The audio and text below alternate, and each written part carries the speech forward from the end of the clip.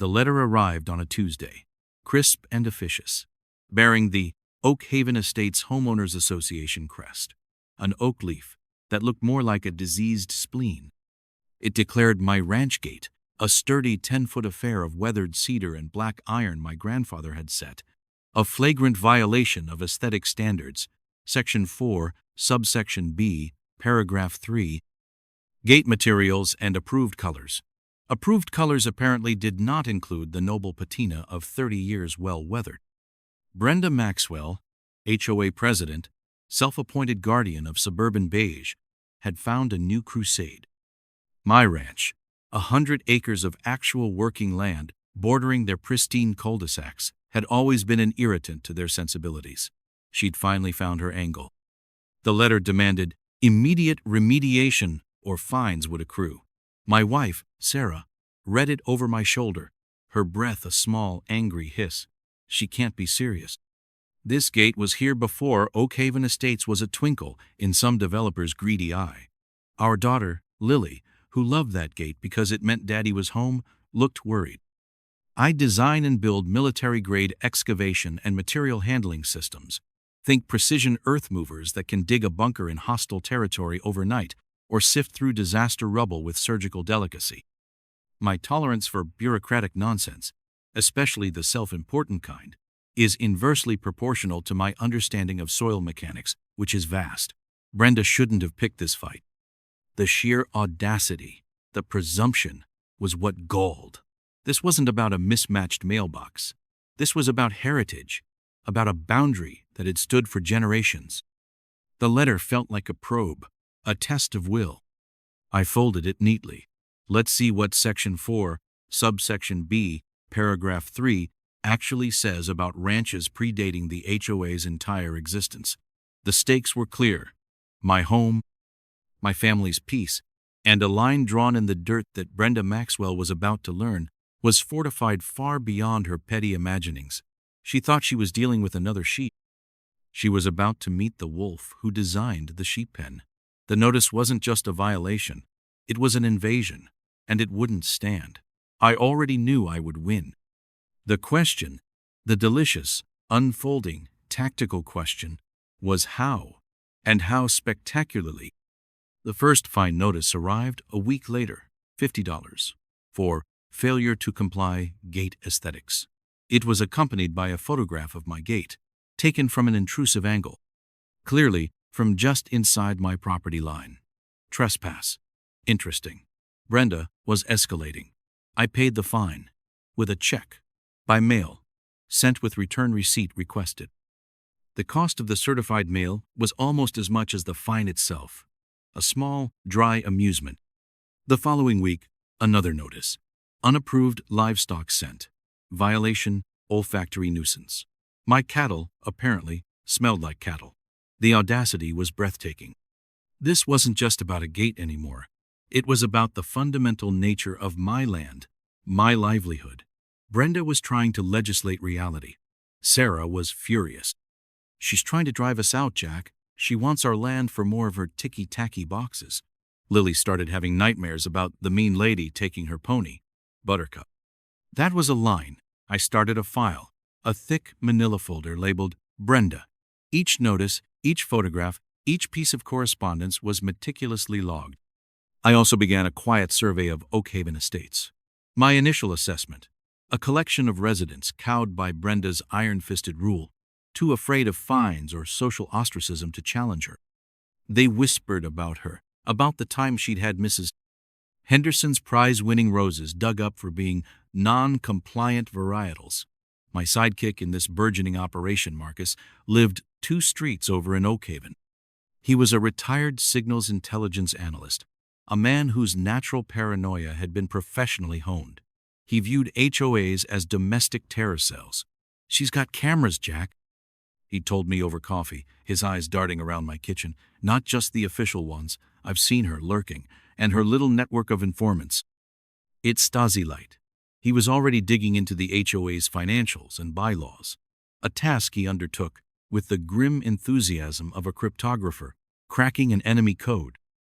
The next violation was for excessive dust generation when I dissed a fallow field. Then, improper storage of agricultural equipment, because my tractor wasn't hidden behind an approved privacy screen. Each fine was paid promptly, documented. I was building a pattern, letting Brenda think she was winning, that her campaign of petty tyranny was effective. My outward demeanor was one of weary resignation. Inside, a cold, methodical anger was taking root. It was the same feeling I got when a complex hydraulic system failed under pressure due to a flawed component, a problem to be isolated, analyzed, and decisively corrected. Brenda Maxwell was a flawed component in the machinery of civilized coexistence. I started spending evenings in my workshop, ostensibly working on a new articulation joint for a deep-bore excavator. In reality, I was reviewing satellite imagery of Oak Haven, cross-referencing property lines with county records Marcus had pulled.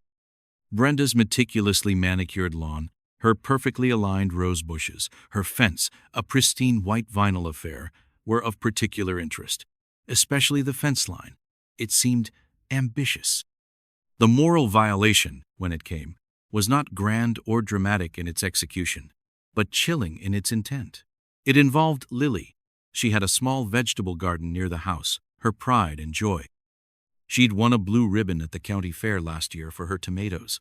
One morning, we found it destroyed, not trampled by deer, not ravaged by pests.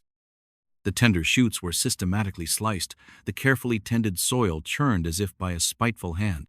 A single, perfectly preserved, non-compliant dandelion lay in the center of the devastation, like a calling card. There was no direct proof, of course. Brenda was too cunning for that. But the message was clear. It was targeted, malicious, and aimed at the most vulnerable part of my world. Sarah found me staring at the ruined patch of earth, my hands clenched. The cold anger had burned away, replaced by something hotter, sharper. This was no longer about bylaws or aesthetics. This was about malice. "She did this," Sarah whispered, her voice trembling. "That woman is evil." Lily was inconsolable. Her small, heartbroken sobs were the sound of a gauntlet being thrown down. I held my daughter, promising her we'd replant, that her garden would be better than ever. But I also made a silent vow. Brenda Maxwell had targeted my child's joy to make a point. She had fundamentally misunderstood the nature of the man she was dealing with. She thought she was pruning a rosebush. She was about to discover she'd been methodically watering a Venus flytrap. That evening, I called Arthur Jenkins, a semi-retired corporate lawyer I'd known for years, a man with a mind like a steel trap and a demeanor to match. "Arthur," I said, "I think I'm going to need some advice on HOA regulations and, potentially, harassment suits." His voice, usually dry, held a note of interest. "Brenda Maxwell finally poked the bear too hard, Jack?" The local grapevine, it seemed, was efficient. "She brought my daughter into it, Arthur." A pause. "Send me everything you have. We'll talk strategy." The file labeled Brenda was no longer just a collection of grievances. It was becoming a war plan. The workshop lights burned late into the night. My focus shifted from hydraulics to legal precedents, from soil mechanics to psychological warfare. The reluctance was gone. The warrior was fully engaged. Phase 1. Containment and documentation. I installed a series of high-resolution, motion-activated cameras around my property perimeter. Not cheap hunting cams, but professional-grade surveillance units, networked and recorded to a secure server. If Brenda or her proxies set foot on my land again, I'd have irrefutable proof. Marcus, delighted, helped me optimize placement, muttering about kill zones and fields of fire. His enthusiasm was slightly unnerving but undeniably useful. He also cross-referenced the HOA's approved vendor list for landscaping and maintenance against local business registries. "Interesting overlaps, Jack," he reported. Brenda's brother-in-law owns Pristine Lawns LLC, the exclusive contractor for common area maintenance. And guess who gets all the emergency violation remediation contracts? The scent of petty corruption was strong. Arthur Jenkins, after reviewing my file, was grim. "She's operating far outside the HOA's charter. These fines are largely unenforceable if challenged correctly, but it's death by 1,000 cuts. The garden incident, though, that's malicious destruction of property." Proving it's her will be the challenge. He advised a formal cease and desist letter regarding the harassment, citing the pattern of targeted and unsubstantiated violations. It won't stop her, Arthur said, but it lays the groundwork. It shows we tried the reasonable path. The letter was drafted on Arthur's impressive letterhead, citing specific dates, violations, and the financial and emotional distress caused. It was delivered by courier, signature required. Brenda refused to sign for it initially, then snatched it from the courier with a glare. Predictable. The next day, a new fine appeared. Improperly parked agricultural vehicle, obstructing imaginary view corridor. She was doubling down, daring me. I paid it, documented it. The cameras, however, yielded early fruit. Footage of Brenda, in her trademark visor and pastel tracksuit, peering through my fence line with binoculars. Footage of her associate, a weaselly man named Gary, walking his poodle suspiciously close to my property markers, phone camera active. All timed, dated, and archived. The psychological element began with subtle shifts. I started being meticulously, overtly compliant with a few of the more ludicrous demands. I painted a small, disused chicken coop a truly hideous shade of HOA-approved beige, making a great show of it. Brenda watched from her window, a smug smirk on her face. She thought she was breaking me. She didn't see the Trojan horse being wheeled into place. The ground, both literal and metaphorical, was being prepared. My workshop was now a command center. Blueprints of my property, overlaid with county assessor maps and HOA common area schematics, covered one wall. The key was Brenda's fence. County records showed her property line ended a full 3 feet short of where her pristine white vinyl barrier stood.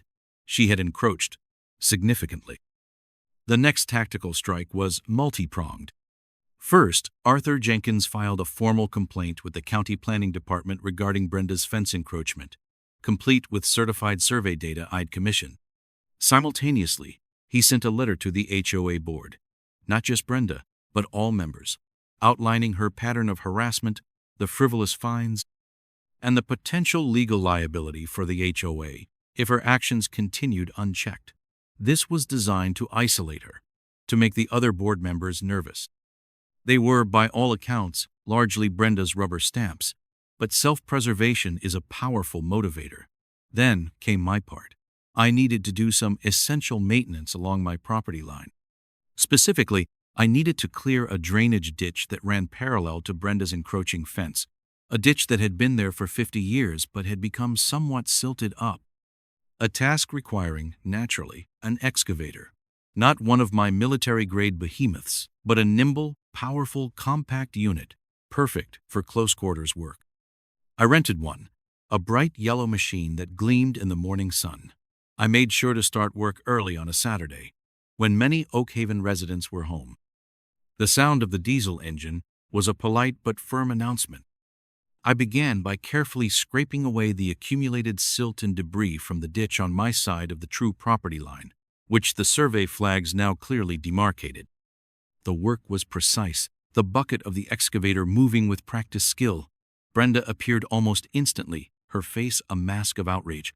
"What do you think you're doing?" she shrieked from her side of the fence, her illegal fence. "This is a residential area. You can't operate heavy machinery here." I cut the engine, the sudden silence amplifying her shrill voice. I climbed down from the cab, wiping grease from my hands with a rag. "Morning, Brenda. Just clearing my drainage ditch. Been needing to do it for a while. County regulations, you know. Proper water management." I gave her my blandest smile. "Your fence is rather close to my work area. In fact, according to the county survey, it's actually on my work area." Her face went from red to a mottled purple. "That survey is wrong. My fence is perfectly legal." "The county planning department seems to think otherwise," I said mildly. "They have a copy of the survey, as does the HOA board." This last bit was a calculated shot. Her eyes narrowed. She knew she was being outmaneuvered. The beauty of the situation was its perfect legality. I was working on my own property, performing necessary maintenance. If her improperly installed fence, built on land that wasn't hers, happened to be structurally compromised by the removal of the soil supporting its foundations on my side, well, that was hardly my fault. I restarted the excavator. The process was slow, deliberate. I worked meticulously along the true property line, clearing the ditch. The earth beside Brenda's fence posts became looser, softer. Her fence, a cheap vinyl construction, relied heavily on the stability of the soil it was sunk into, soil that, for a critical 3-foot strip, wasn't hers. The first post wobbled. Brenda was apoplectic, screaming about lawsuits, about harassment, about the destruction of her property. Her audience of curious neighbors grew. Some looked horrified, others, I thought, wore expressions of carefully concealed glee.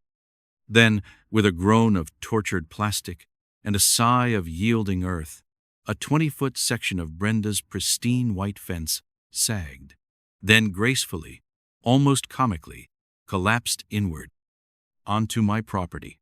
It lay there like a beached whale, vinyl slats askew. I cut the engine again. The silence was profound, broken only by Brenda's sputtering incoherence. My fence, you animal. I surveyed the scene with an expression of mild surprise. Well now, that's unfortunate. Looks like it wasn't anchored very well. And on my land, too. Good thing I was here to witness it. Could have been a hazard. I gestured to the fallen section. Don't worry, Brenda. I'll take care of removing it. Since it's on my property, it's technically my responsibility to clear the debris. The irony was so thick you could cut it with a trowel. Her weapon of aesthetic oppression, now a heap of junk on my land, a testament to her own overreach and shoddy construction. Gary, her weaselly poodle-walking associate, arrived, phone already recording. "I'm calling the police," Brenda shrieked. "Assault! Vandalism!" "Go right ahead," I said calmly. "I have my permits for the drainage work, the county survey, and multiple cameras recording this entire interaction, including your fence falling down all by itself." The police did arrive. 2 bored-looking deputies listened to Brenda's hysterical accusations, then to my calm, documented explanation. They looked at the survey flags, at the collapsed fence, at the excavator parked neatly on my property. They reviewed my camera footage. One of them, a stout man with a weary expression, finally turned to Brenda. "Ma'am, it appears this is a civil matter regarding property lines and fence construction. He's on his land, doing permitted work. Your fence seems to have been improperly installed on his property and subsequently failed." Brenda looked like she might spontaneously combust. The deputies advised her to consult an attorney and left. The neighbors, who had witnessed the entire drama, began to disperse, muttering amongst themselves.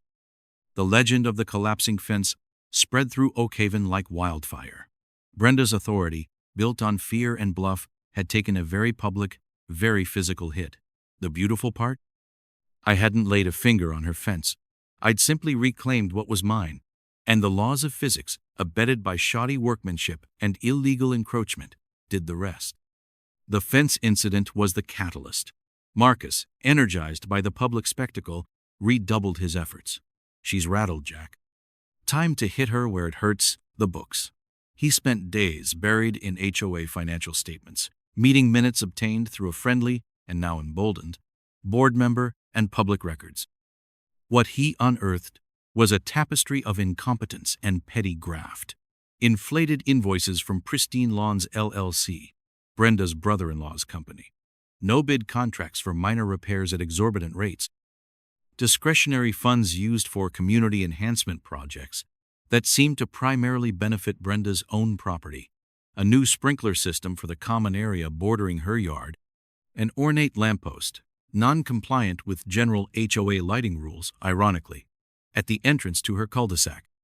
There were also whispers, now turning into corroborated stories, of her using HOA funds to settle personal vendettas, levying massive fines on residents who crossed her, then selectively waiving them for allies or for donations to her pet projects. The HOA's reserve fund, meant for major repairs and capital improvements, was dangerously depleted. Arthur Jenkins reviewed Marcus's findings with a grim satisfaction. "This is more than just bad governance, Jack. This is actionable. Breach of fiduciary duty, potential embezzlement, we can force an independent audit. He drafted another letter, this one far more serious, addressed to the entire HOA board and copied to the state agency overseeing homeowners associations. It detailed the financial irregularities and demanded full access to all records for an independent forensic accounting. The letter also included sworn affidavits from several former board members who had resigned due to Brenda's autocratic style and questionable financial decisions. These were individuals who had been too intimidated to speak out before but found courage in numbers and the prospect of real change. The pressure was building. Brenda, I heard through the neighborhood grapevine, was becoming increasingly erratic. Her normally immaculate lawn was showing signs of neglect. She was seen arguing with Gary in public. Her reign of terror was unraveling from the inside. Meanwhile, I focused on my own property. Lily's garden was replanted, this time with a small, decorative fence around it, built to withstand a siege, metaphorically speaking. The new gate, replacing the one Brenda had initially targeted, was magnificent. Solid oak, reinforced with hand-forged iron, a statement of permanence and defiance. It was, by any rational measure, far more aesthetically pleasing than the flimsy vinyl gates common in Oak Haven. But I knew Brenda would hate it on principle, and that was part of its charm. The true beauty of the strategy, however, lay in its meticulous adherence to legality and process. Every step was documented, every claim substantiated. Brenda had built her empire on bluster and intimidation. I was dismantling it with facts and the inexorable pressure of the law. She was a creature of chaos. I was an agent of order, albeit a rather vengeful one. The campaign to rally the neighbors was subtle at first. Marcus, with his knack for quiet conversation and dissemination of information, was invaluable. He'd casually mentioned the depleted reserve funds to Mrs. Henderson, while admiring her newly re-established and defiantly non-compliant roses. He'd share printouts of the suspicious invoices with Mr. Abernathy, a retired accountant who lived down the street and had always harbored doubts about Brenda's financial acumen. Small seeds of dissent, carefully planted in fertile ground. The collapsed fence had already done much of the work, shattering Brenda's aura of invincibility. People saw she could be challenged, and that the challenger could not only survive but prevail. My own role was to be the calm, resolute center. When neighbors approached me, hesitant at first, then more openly, I shared what I knew, sticking to the documented facts. I showed them copies of the county survey, explained the legal letters Arthur had sent. I didn't badmouth Brenda personally. I let the evidence speak for itself. The turning point came when the HOA board, minus Brenda, who had recused herself under duress, and the threat of legal action from Arthur if she didn't, reluctantly agreed to an emergency informational meeting. They were scared. Arthur's letter, with its implications of personal liability for board members if they failed to act on evidence of malfeasance, had hit its mark. The meeting was scheduled for the following week in the community clubhouse, a sterile beige room that perfectly encapsulated Brenda's aesthetic vision. Word spread. This wasn't going to be another rubber stamp session. This was going to be a reckoning. Arthur Jenkins prepared a concise, damning presentation. Financial charts, timelines of questionable expenditures, summaries of violated bylaws, and potential legal breaches. He also prepared a motion for a vote of no confidence in Brenda Maxwell as president and a call for an immediate, independent forensic audit. My role was to present the initial grievances, the pattern of harassment that had started it all, to humanize the cold, hard data Arthur would later deliver. I would speak about the gate, the fines, the targeting of my family. I would be the voice of every resident who had suffered under Brenda's petty tyranny. The night before the meeting, Sarah held my hand. "Are you ready for this, Jack?" "It's time," I said. "It's long past time." Lily, sensing the gravity, gave me a fierce hug. "Get her, Daddy," she whispered. Her garden was thriving. The new tomato plants were already showing fruit. The community clubhouse was packed. More residents than I'd ever seen at an HOA meeting. An air of nervous anticipation hung heavy. Brenda Maxwell sat at the head table with the other board members, her face a rigid mask of composure, but her eyes darted nervously. She looked smaller, somehow, less imposing without her fence to hide behind, or her rulebook to wield like a weapon. The meeting began with the usual platitudes from the acting chair, a nervous man named Henderson. No relation to the Rose Lady, but equally cowed. Then it was my turn. I walked to the podium, carrying my file Brenda. I didn't open it immediately. I looked out at the faces, anxious, angry, hopeful. "My name is Jack Rourke," I began, my voice calm and steady. "Many of you know me, or know of my ranch that borders Oak Haven. For months, my family and I have been subjected to a relentless campaign of harassment by our HOA president, Ms. Brenda Maxwell. I detailed the gate violation, the ludicrous fines for cattle scent and dust, the systematic targeting. I spoke of the destroyed garden, Lily's garden. A murmur went through the crowd. I saw nods of recognition, of shared experience. This wasn't about upholding community standards. I continued. This was about power, about control, about intimidation. Then Arthur Jenkins took the stage. He was magnificent. With cold, lawyerly precision, he laid out the financial case against Brenda. Charts appeared on a projector screen. The depleted reserves, the inflated invoices to Pristine Lawns LLC, the questionable community enhancement projects. He presented the affidavits from former board members. He spoke of fiduciary duty and the legal consequences of its breach. The room was silent, save for the click of Arthur's laser pointer and Brenda's increasingly ragged breathing. When Arthur finished, the acting chair, looking pale, asked if Ms. Maxwell wished to respond. Brenda stood, grasping the edge of the table. "These are outrageous lies," she declared, her voice cracking. "Slander. This man," she pointed a trembling finger at me, "is trying to destroy our beautiful community because he can't follow simple rules." But the bluster was gone. Her defense was weak, emotional, devoid of facts. Several residents then stood up, one by one. Mrs. Henderson spoke of her roses. Miss Abernathy questioned specific expenditures. A young couple detailed how Brenda had threatened them with massive fines over the color of their child's swing set. The dam of silence had broken.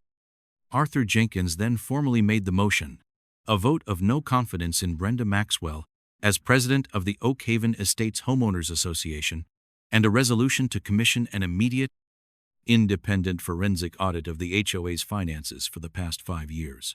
Hands shot up across the room. The vote was overwhelming. Brenda stared, aghast, as her empire crumbled. She was stripped of her presidency, her power, her precious control. The audit was approved. Her face, when she finally stormed out of the clubhouse, was a study in impotent fury. Justice, it turned out, could be as methodical and relentless as an excavator. The aftermath was swift and satisfyingly anticlimactic. The forensic audit, conducted by a reputable outside firm, confirmed Marcus's findings and then some. Brenda's brother-in-law's company, Pristine Lawns LLC, was immediately terminated as a vendor. Legal proceedings were initiated by the new HOA board, a hastily assembled group of genuinely concerned residents, to recoup some of the misappropriated funds. Brenda Maxwell, facing potential civil and even criminal charges, sold her house at a significant loss and disappeared from Oak Haven Estates with remarkable speed. Rumor had it she moved in with a sister in another state, hopefully one without an HOA. The reign of beige was over. The Oak Haven HOA began a slow process of reform. Bylaws were reviewed, financial transparency was implemented, and a new culture of common sense, rather than punitive enforcement, started to take root. My ranch gate, the magnificent oak and iron structure, stood proudly, untouched. It became something of a local landmark, a quiet symbol of defiance and resilience. Lily's garden flourished, producing a bumper crop of tomatoes that year. She won another blue ribbon, and her smile was brighter than any sun. Sarah and I found a new peace. The constant tension that had pervaded our lives was gone, replaced by the simple rhythms of ranch life. Marcus, ever vigilant, kept an eye on the new HOA board, but even he had to admit things were better. Less material for the conspiracy blogs, he lamented good-naturedly. But I suppose domestic tranquility has its merits. Sometimes I'd look out at the spot where Brenda's fence had collapsed, the earth now seamlessly part of my land, and a small, dry smile would touch my lips. She'd picked a fight with a man who understood foundations, both literal and metaphorical. She'd underestimated the quiet strength of a family protecting its home, the righteous anger of a community pushed too far, and the precise and stoppable force of truth when wielded with tactical skill. The moral cost had been Lily's brief sorrow, Sarah's worry, and my own descent into a cold, calculated fury. But the moral victory was the restoration of sanity, the quiet satisfaction of justice served, not hot and quick, but slow-cooked and meticulously plated. My excavator sat cleaned and gleaming in its shed, a reminder that sometimes, to build something better, you first have to clear away the debris of the old, broken structures. And sometimes, the best tool for that job is simply the unyielding application of pressure, until the flawed edifice collapses under the weight of its own rotten core.